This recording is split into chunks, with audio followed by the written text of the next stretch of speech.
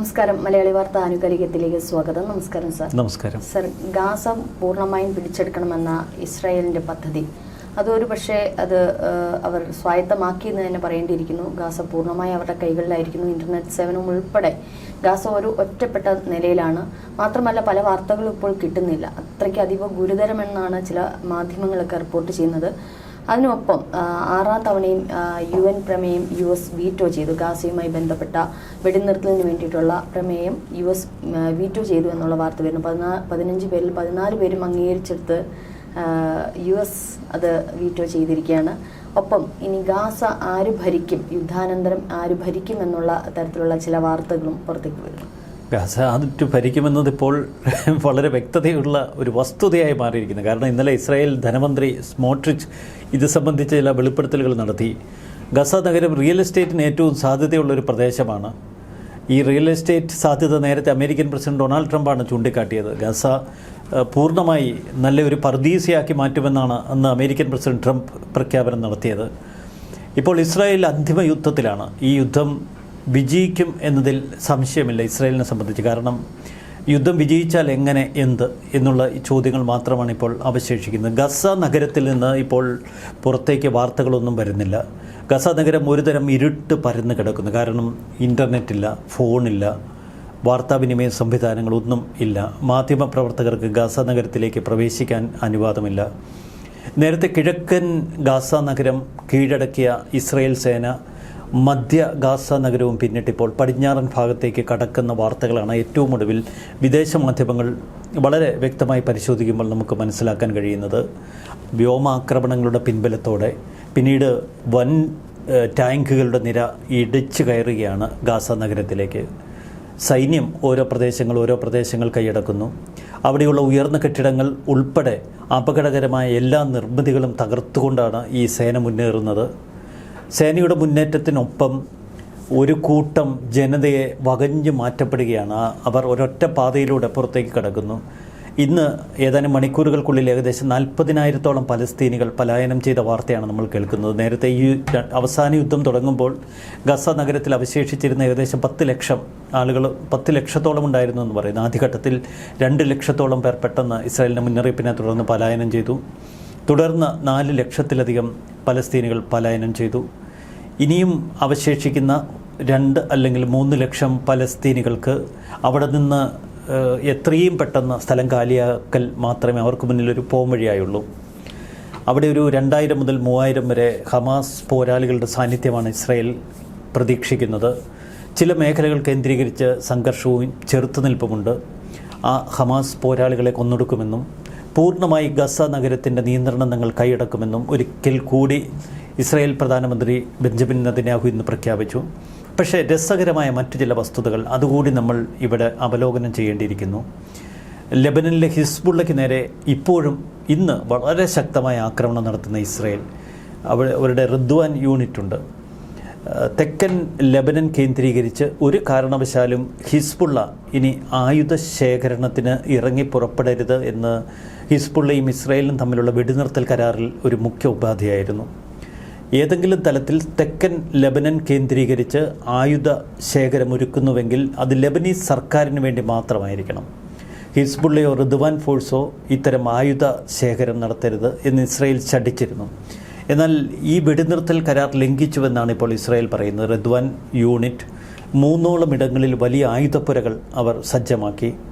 ഈ ആയുധപ്പുരകൾ കേന്ദ്രീകരിച്ചാണ് തങ്ങൾ ആക്രമണം നടത്തുന്നതെന്ന് ഇസ്രായേൽ പറഞ്ഞു. ഇതിന് പിന്നിൽ ഇസ്രായേലിൻ്റെ ഒരു ഗൂഢലക്ഷ്യമുണ്ട്. ഒന്ന്, ഏതു വിധേനയും ലെബനനിലെ ഹിസ്ബുള്ള ഹമാസ് പോരാളികൾക്ക് ആയുധങ്ങൾ കൈമാറുന്നത് തടയുക.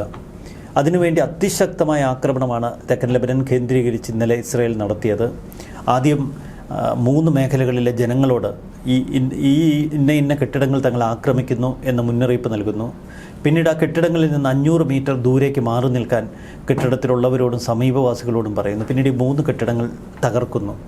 ഈ കെട്ടിടങ്ങൾക്കുള്ളിൽ ആയുധ ശേഖരമുണ്ട് എന്നാണ് ഇസ്രായേൽ വിശദീകരിച്ചത്. ഹിസ്ബുള്ളയെ ചാരമാക്കുന്ന ആക്രമണം, മറുവശത്ത് ഹമാസിന് നേർക്ക് സമാനതകളില്ലാത്ത ആക്രമണം നടത്തുമ്പോൾ ഹൂതികൾ ഇന്നലെയും ഇസ്രായേലിൻ്റെ ചില മേഖലകൾ കേന്ദ്രീകരിച്ച് മിസൈൽ ആക്രമണം നടത്തിയിരുന്നു. തിരിച്ച് ഹൂതി കേന്ദ്രങ്ങൾക്ക് നേരെയും ഇന്ന് അതിശക്തമായ ആക്രമണം. അപ്പോൾ നമ്മൾ ഇസ്രായേലിൻ്റെ ആ പോരാട്ട വീര്യമാണ് ഇവിടെ ഉൾക്കൊള്ളേണ്ടത്. 6 രാജ്യങ്ങളോട് കഴിഞ്ഞ 2 വർഷത്തിനിടയിൽ യുദ്ധം ചെയ്ത ഒരു രാജ്യം, ഗസ മുനമ്പിലേക്ക് ഇരച്ചു കയറിയ 2023 ഒക്ടോബർ 7 ഹമാസ് ഭീകരാക്രമണത്തെ തുടർന്ന് അന്ന് ഗസ മുനമ്പിലേക്ക് ഇരച്ചു കയറിയ ഇസ്രായേൽ സൈന്യം പിന്നീട് 6 രാജ്യങ്ങൾ കേന്ദ്രീകരിച്ച് ആക്രമണങ്ങൾ നടത്തി.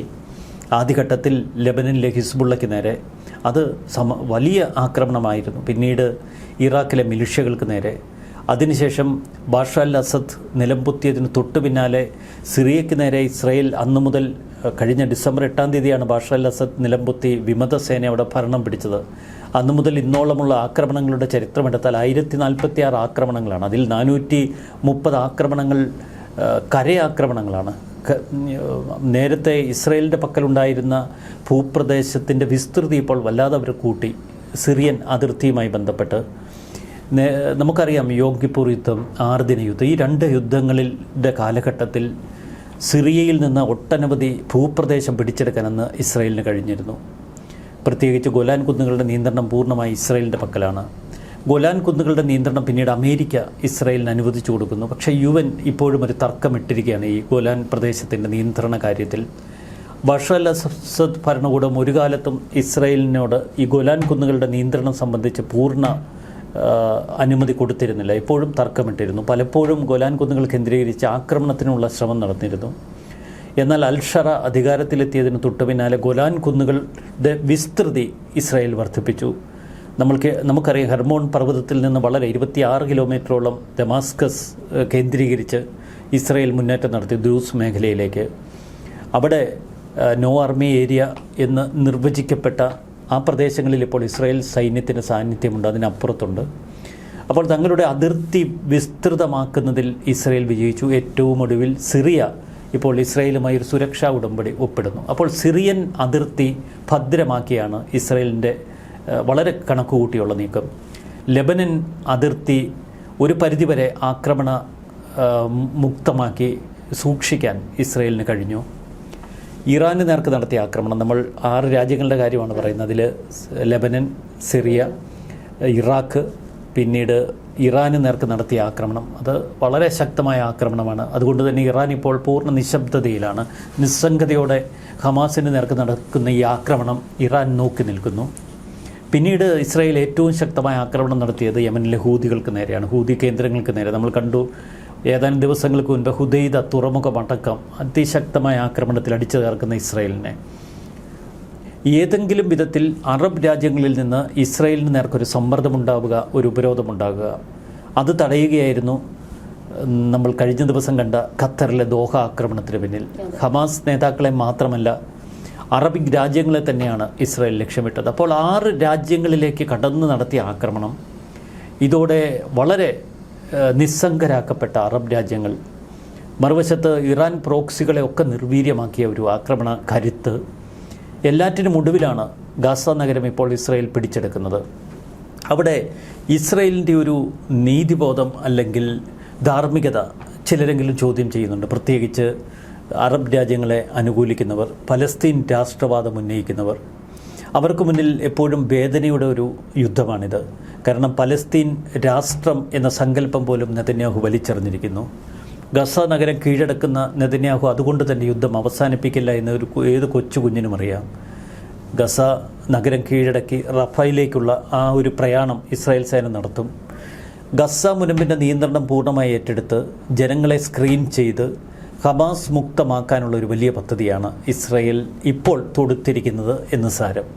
തീർച്ചയായിട്ടും യുദ്ധം ഒടുങ്ങാത്തതായി പോകുമോ? ഈ യുദ്ധം ഒടുങ്ങാത്തത് എന്ന് നമുക്ക് പറയാൻ കഴിയില്ല. കാരണം ഇസ്രായേലിന് ഒരു ലക്ഷ്യബോധമുള്ള ഒരു ദിവസമുണ്ട്. 2 ദിവസത്തിനാണ് ഇപ്പോൾ പ്രാധാന്യമുള്ളത്. ഒന്ന് സെപ്റ്റംബർ 29, പുതുതായി അമേരിക്കൻ പ്രസിഡൻ്റായി ചാർജ് എടുത്ത ട്രംപിനെ 4ാം തവണയാണ് വീണ്ടും നെതന്യാഹു സന്ദർശിക്കാനൊരുങ്ങുന്നത്. ഈ സെപ്റ്റംബർ 29 മുമ്പൊരിക്കൽ ട്രംപിനെ കണ്ടപ്പോൾ നെതന്യാഹുവിനോട് ട്രംപ് പറഞ്ഞൊരു ഉപദേശമുണ്ട്, ഇനി നമ്മൾ കാണുമ്പോൾ നിങ്ങൾ നിങ്ങളുടെ ജോലി ഒന്ന് തീർത്തിട്ട് വരണമെന്ന്. അപ്പോൾ സെപ്റ്റംബർ 29 മുൻപ് തൻ്റെ ജോലി പൂർത്തിയാക്കുക, അതായിരിക്കാം നെതന്യാഹുവിൻ്റെ ഒരു ലക്ഷ്യം. രണ്ടാമതൊരു വലിയ ലക്ഷ്യം അവരുടെ മുന്നിലുണ്ട്. ഒരു ഒക്ടോബർ 7-ാം തീയതിയാണ് 2023 2 വർഷം പൂർത്തിയാകാൻ ഇനി ഏകദേശം 20 ദിവസങ്ങൾ കൂടിയുണ്ട് ഇസ്രായേലിൻ്റെ മുന്നിൽ. അപ്പോൾ 2025 ഒക്ടോബർ 7-ന് തങ്ങളുടെ ദൗത്യം പൂർത്തിയാക്കി ബന്ദികളെ വീണ്ടെടുക്കുക എന്ന വലിയ ലക്ഷ്യമുണ്ട് ഇസ്രായേലിന്. ബന്ദികളെ ജീവനോടെയോ അല്ലാതെയോ ഇനി വീണ്ടെടുക്കാൻ നിങ്ങൾക്ക് കഴിയില്ല എന്ന് ഹമാസിൻ്റെ രാഷ്ട്രീയകാര്യ മേധാവി ഇന്ന് ഒരു പ്രസ്താവന ഇറക്കിയത് നമ്മൾ കണ്ടു. അയാൾ അൽ ജസീറ ടെലിവിഷനിലൂടെയാണ് ഇത്തരമൊരു പ്രസ്താവന പുറപ്പെടുവിച്ചിരിക്കുന്നത്. ഇവിടെ ബന്ദികളുടെ ജീവൻ അതെത്രമാത്രം സുരക്ഷിതമായിരിക്കുമെന്ന ചോദ്യം ഇസ്രായേലിൽ ഉയരുന്നു.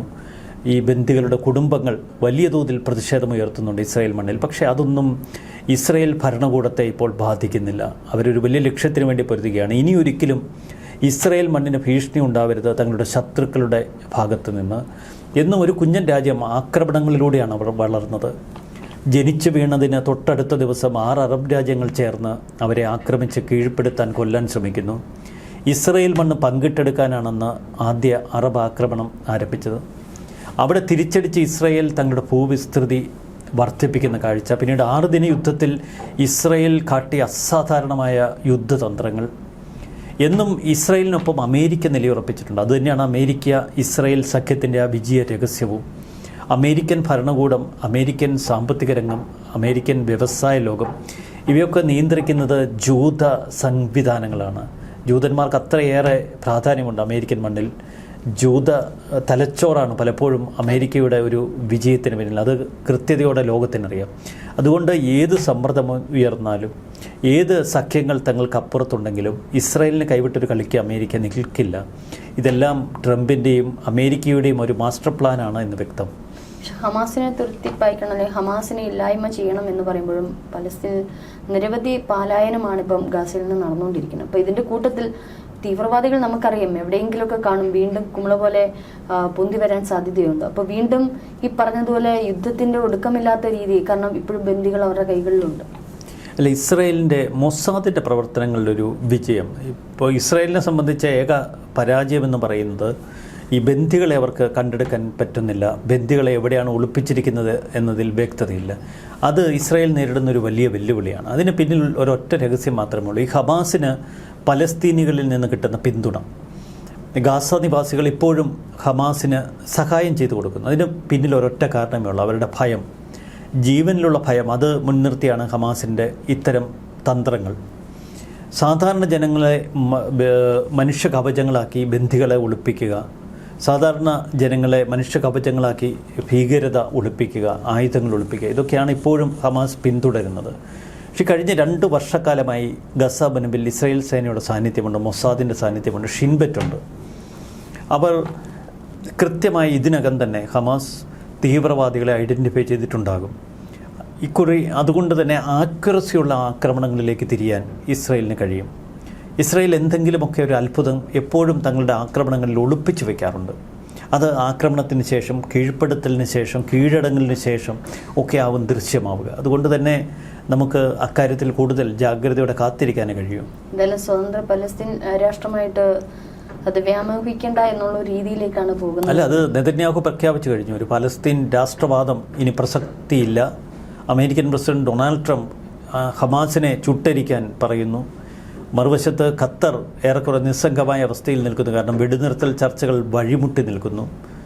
ഹമാസ് വെടികൊണ്ട ഒരു ജീവിയെപ്പോലെ ഹമാസ് നിൽക്കുന്നു. മുൻനിര നേതാക്കൾ ഇപ്പോഴും ഉണ്ട്. മുൻനിര നേതാക്കൾ അവരൊക്കെ മറ്റൊരു തരത്തിൽ വന്ധ്യവൽക്കരിക്കപ്പെട്ടവരാണ്.